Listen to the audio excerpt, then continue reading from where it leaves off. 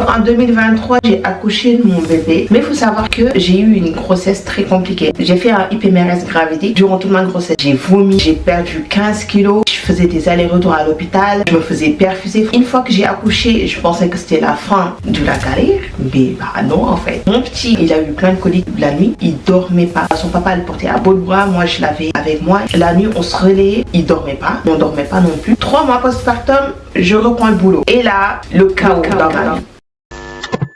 J'ai enchaîné avec des horaires de fou. J'arrive chez moi, il est 20h. J'enchaîne avec mon autre vie. Pendant très longtemps, j'avais pas de rythme, j'avais pas de repères. J'avais rien en fait qui m'aidait à me cadrer. J'étais fatiguée vraiment au bout de ma vie. Je me laissais mourir de faim parce que je m'alimentais pas. Je sais pas, j'ai perdu combien de kilos. Je commençais à me sentir mal dans mon corps, mal dans ma peau parce que mon poids, ma maigreur, ça a été un de mes plus gros complexes. Avant, quand j'étais plus jeune, les gens se moquaient de moi et tout. Maintenant, j'ai beaucoup maigri. Bah, j'ai eu beaucoup de mal à l'accepter en fait. Parce que ça a débloqué dans ses souvenirs un ancien complexe que j'avais. Je ne prenais plus soin de moi. Je me regardais et je me disais ça c'est moi genre. Maintenant avec le recul, parce que je suis devenue plus mature et j'accepte les choses et mon cœur reste ouvert. Je sais ce qui s'est passé. Ça a été juste la goutte d'eau de trop du chaos que c'était en fait déjà. Avant même de me marier ou d'avoir un enfant ou autre, j'ai toujours eu des moments de down. J'ai jamais cherché à régler ces problèmes là. Donc premier conseil que je peux vous donner avant même de vous lier à quelqu'un, de vous marier, de vous mettre en couple ou de faire un enfant et que cet être-là compte sur vous, essayez de vous connaître, vos traumas, vos problématiques et tout, essayez de régler ça avant même d'aller vous lier à quelqu'un. Ça c'était la petite parenthèse. Donc oui, on continue, je me suis renfermée, je me suis coupée de tout, je suis restée dans mon coin.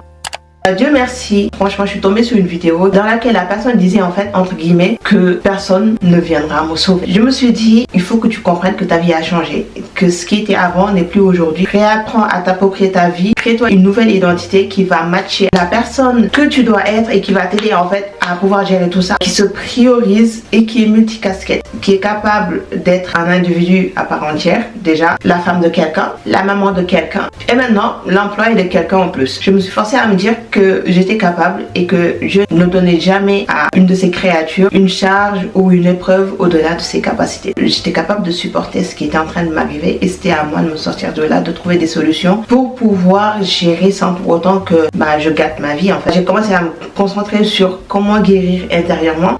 Quand tu es face à des problèmes, il faut que tu te mettes face à toi-même pour pouvoir par la suite corriger ce qui ne fonctionne pas. Dans mon cas, mon plus gros problème, c'était l'organisation. À cause de ça, j'étais débordée. Je n'avais plus le temps pour rien. Je n'avais plus le temps pour moi. J'ai accumulé énormément de fatigue. Je vous dis, j'ai une fatigue chronique. Même là, si je me repose, je me réveille, je suis encore fatiguée. Maintenant, je vais te dire pas à pas ce que j'ai fait. J'ai détaillé une semaine type dans ma vie, ce que je faisais. Ça m'a permis de savoir comment mon temps était réparti, comment mes tâches étaient disposées dans la semaine et aussi quelles sont les heures fixes sur lesquelles en fait je sais que je ne pourrai jamais agir. Vraiment ça, tu peux le faire et tu peux l'appliquer dans tout, dans tous les aspects de ta vie, que ça soit avec le boulot, que ça soit, je sais pas, peu importe, tout et n'importe quoi. Détailler ce qui va pas et pour chaque problématique, essayer d'apporter un correctif. Pour moi, les problèmes c'était déjà mes horaires de fou qui je sais qu'ils sont intenable. Pour l'instant c'est comme ça, voilà, ça n'a pas bougé. Ensuite je me couchais tous les jours entre 1h du matin, 2h, voire même 3h certains jours. Par rapport au repas, le dimanche je cuisinais 3 repas, je me couchais à des 3h du matin. Les mercredis pareil, je cuisinais 3 repas aussi, donc très fatiguée. En plus de ça, les tâches répétées en permanence et toutes les autres choses auxquelles il faut penser en tant que personne, en tant que femme. Est-ce qu'on a répondu au message? Est-ce que le goûter du petit tu l'as sorti pour demain? Est-ce que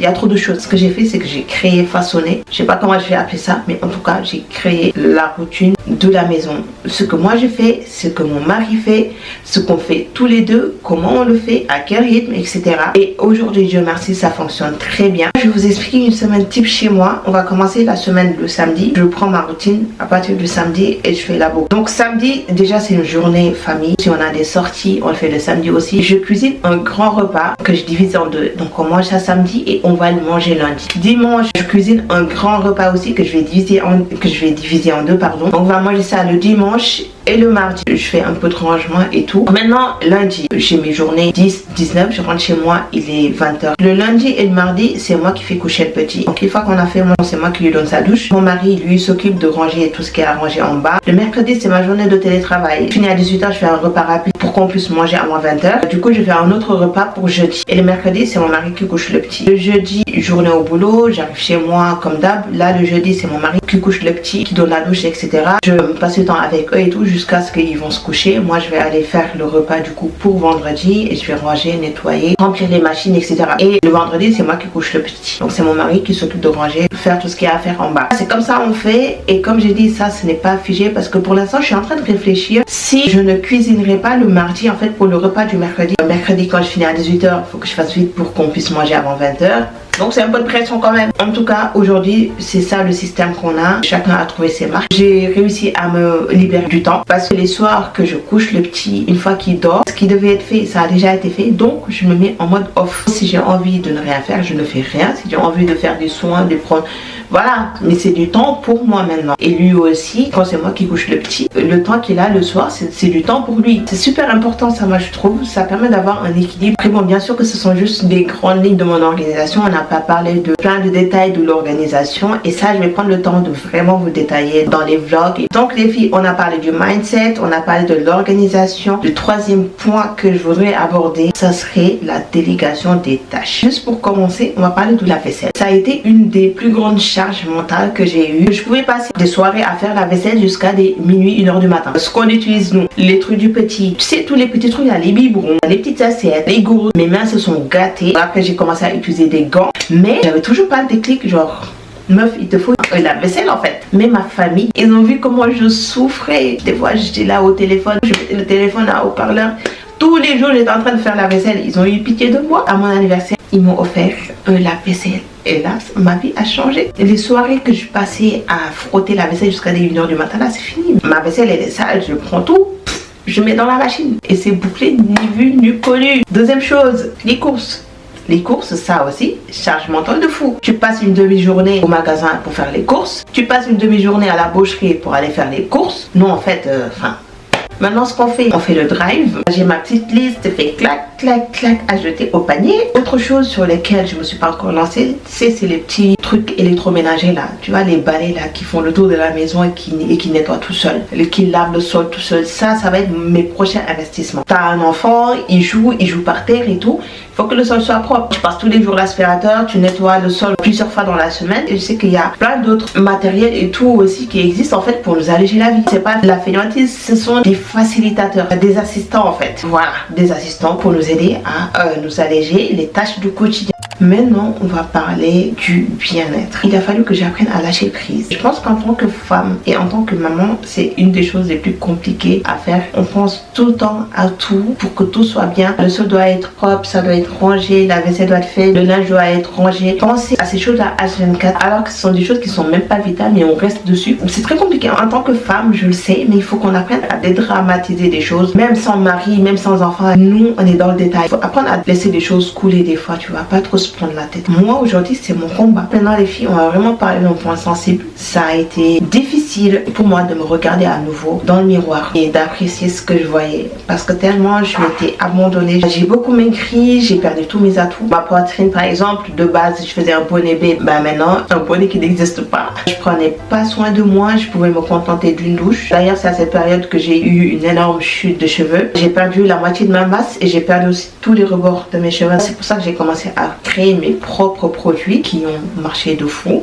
Je me trouvais moche, c'est ce que je me répétais tout le temps, que genre je ressemblais à rien, j'étais moche. Je me disais que plus jamais je pourrais redevenir comme avant. Mon ancien moi, mon ancien corps, c'était fini et j'avais du mal à l'accepter en fait. Et pour te dire vrai les filles, il n'y a pas de potion magique. Vraiment, juste que j'ai repris confiance en moi. C'est tout ce que je t'ai cité, tous les problèmes que j'ai réglés avant là. Ça m'a permis de reprendre confiance en moi et le fait que j'ai réussi à me dégager du temps pour moi, ça m'a aussi permis de retrouver des moments d'intimité avec moi-même, on va dire. J'ai commencé petit à petit à reprendre soin de moi. C'est revenu comme ça, j'ai commencé à reprendre goût, apprendre à accepter que mon corps avait changé, même si j'ai toujours pour objectif de regagner un peu de poids. J'accepte mon corps, je ne déteste plus me voir et ça passe par le fait de prendre du temps pour m'habiller, ce que je ne faisais plus. Je prenais juste le premier truc que je voyais et je mettais sur moi. Même pour aller au boulot, c'était pareil. Parce que je me disais en fait que le corps que j'avais, que j'ai toujours et que voilà, qui ne méritait pas que je lui m'accorde ce privilège-là d'aller lui acheter des habits qui lui vont. Maintenant que ça va mieux, j'ai appris que mon corps, l'état de mon corps ne définit pas la valeur que je dois me donner et que je dois lui donner, parce qu'en tant que femme, mon corps est appelé à changer jusqu'à la fin en fait. Peu importe l'état dans lequel ton corps va se trouver, tu lui accordes ce respect-là, l'habiller, le mettre en valeur, et tout est dans la tête, tout est dans le mental. Une fois que tu as réussi à débloquer une grande estime de soi, déjà tu dis que tu es capable de tout, tu te respectes et tu t'aimes profondément. Tu ne vas pas te mettre dans des situations où tu vas te détruire quand la vie vous attaque de tous les côtés. Et puis voilà quoi les filles, on arrive à la fin de la vidéo. J'espère qu'elle va vraiment vous aider, peu importe l'étape de votre vie dans laquelle vous vous trouvez. Quand vous voulez résoudre un problème, il y a toujours moyen de trouver une solution et de vous sortir de la situation. Moi, c'est surtout ce message-là que je voulais vous passer à travers cette vidéo. Je vous fais des bisous et je vous dis à la prochaine dans une prochaine vidéo.